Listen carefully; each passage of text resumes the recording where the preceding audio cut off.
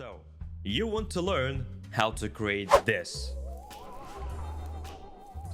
or this, or this. Well, you can't. Not at this exact second, but in a few minutes, I am going to teach you everything you need to know to start your animation journey. Let's begin by creating a composition. Enter your composition's name. You can leave width and height of the composition as it is, or if you have something specific in mind, for example a square, you can do this, 1080 by 1080. 24 frames per second is a standard for animation, so let's leave it like that. Duration is in frames. For example, let's begin with 100 frames. And if you want to change it in the future, we can easily do it by pressing Ctrl and K. So this is our composition. All the action is happening in this window, and this is our timeline. There's nothing here yet, so let's add something. Let's create a background by choosing this rectangle tool and just drag across the whole composition. You can zoom in or zoom out using your mouse wheel or setting the scale here. You can navigate the timeline by using this little thingy and scrolling through, or just pressing spacebar. Of course, there's nothing yet, so let's begin with our first animation. But before we do that, let's rename our layers. My advice is always rename your layers. It's going to help you, and if you want to share this project with someone in the future, then it's going to help them to understand what the hell is going on. Keep your project file tidy, create folders and rename them. Alright, let's begin creating. We can choose the color of our shape right here. Let's choose a nice blue color. After that, let's go to ellipse tool and create an ellipse. You can hold shift to create more rounded shape. You can also change your stroke width and color of your shape here. This little thing right here is called anchor point. If you place it right here, for example, it's going to change how your shape rotates and scales. If you place it in the middle of the shape, you can see the difference of the rotation and scale. Just play around, place anchor point in a various position to fully understand the potential of this tool. We've been using this default preset shape tool, but you can also create your own shapes using the pen tool or press G on your keyboard. In my animations, I almost never use the preset shapes. Creating them with the pen tool just feels more natural, like almost hand-drawn. Using the pen tool, you can create any shape you like. If you want to change a point in your shape, you can just move it around, use those handles. As you can see, if you move one handle, the other one moves too. If you want to move only one handle, you can press and hold Alt on your keyboard. Let's create an eye for our character. You can also store a lot of different shapes inside of one layer.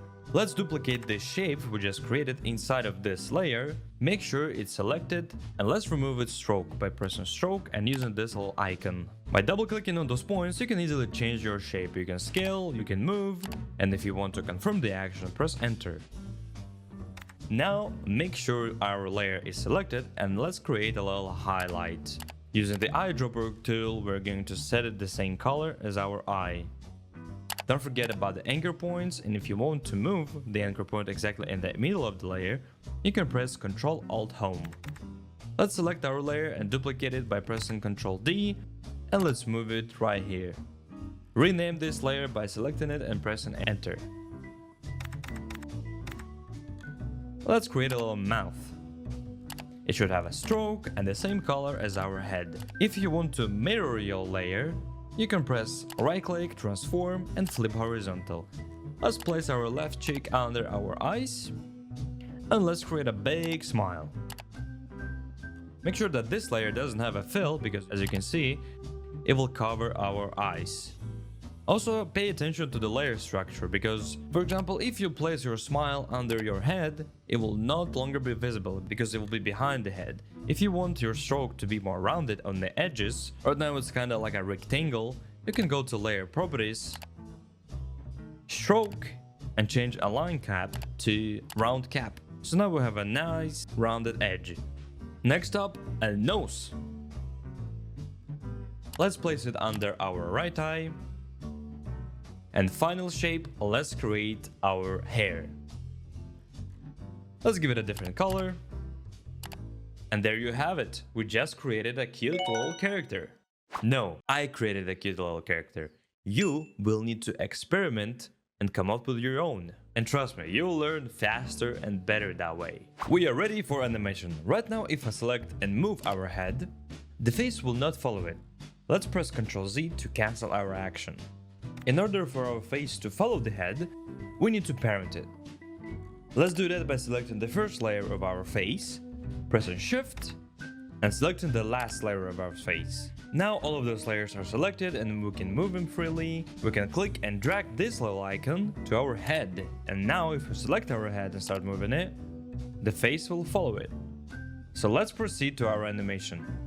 After Effects uses properties and keyframes for animation. We can summon all of the different properties by pressing P for position, R for rotation, S for scale, and T for opacity. You can bring up all of the properties by pressing Shift, PRST, and now we have all of the properties available at the same time. Right now, if we move our character on different points of the timeline, nothing will happen. That is because we need to create a keyframe. Let's create a first keyframe here, move forward a little bit on the timeline, and move our character here.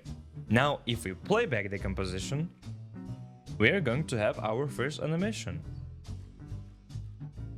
Now, let's see what scale does. Let's remove all of the position keyframes by pressing the stopwatch icon and create a keyframe for scale. Let's move forward on the timeline a little bit, create another keyframe. Let's return to the first keyframe and set the scale to 0. Let's press spacebar to play back our animation, and as you can see, our character scales up from 0 to 100. But the animation itself looks kinda linear, boring. In order to make it more interesting, we can select all of the keyframes and press F9 on the keyboard. This is called easing, so by pressing F9, we switch mode of our keyframes from linear to eased. You don't need to know all of the technicalities, you can just see the difference between eased and non-eased keyframes here. You can actually control how much easing you're applying to each keyframe using Graph Editor, but right now, don't worry about that. Let's go back to our character. Right now the animation is still kinda boring, so let's add a little overshoot. Let's select our last keyframe, press Ctrl C to copy it, move forward a little bit and press Ctrl V to paste the keyframes. Right now nothing is happening because two of our last keyframes are the same. So let's change this one. Let's set its scale to 105 and let's see what's going to happen. As you can see, our character scales up to 105 and then goes back to 100, and it makes the animation look more interesting. Right now it takes a lot of time for the animation to start looping, so let's drag this area closer to our keyframes. And now our animation will begin to loop earlier. This area will determine your playback and render. You can experiment with other properties, you can set the rotation keyframes, make our character rotate, place different keyframes on different timestamps, and you can have a pretty interesting animation. Yeah, it doesn't look that interesting. For the motion to look more natural and cartoony and more cool and exciting, you can animate one of the most important properties in After Effects: path. To animate path, you need to go to the shapes properties and find this little setting that's called path. For preset shapes, we will need to convert them to Bezier path. For the shapes you created yourself, using the pen tool, you don't need to do that. Let's click on the little stopwatch icon near the path.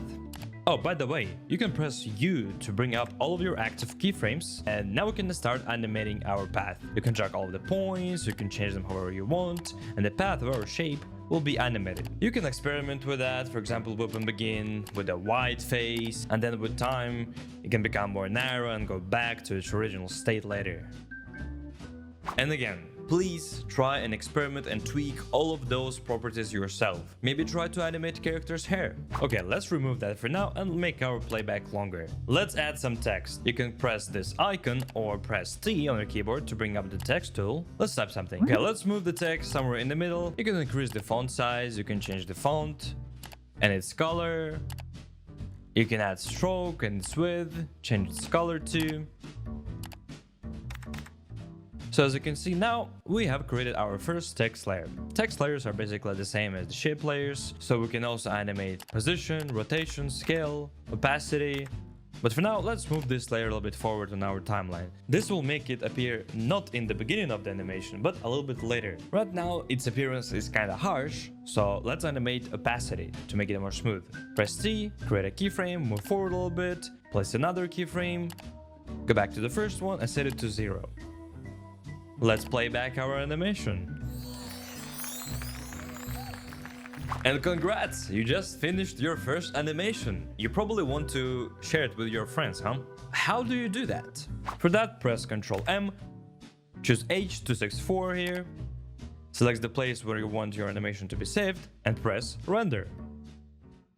So, if you watched this entire video and you still want to learn how to create After Effects animations, then do the like, subscribe thingy, and stay tuned for the future videos. Also, every Sunday at 6 p.m. EST, I stream on twitch.tv/Fortinet. So join me live, ask any questions you like, and talk later. Ciao, ciao.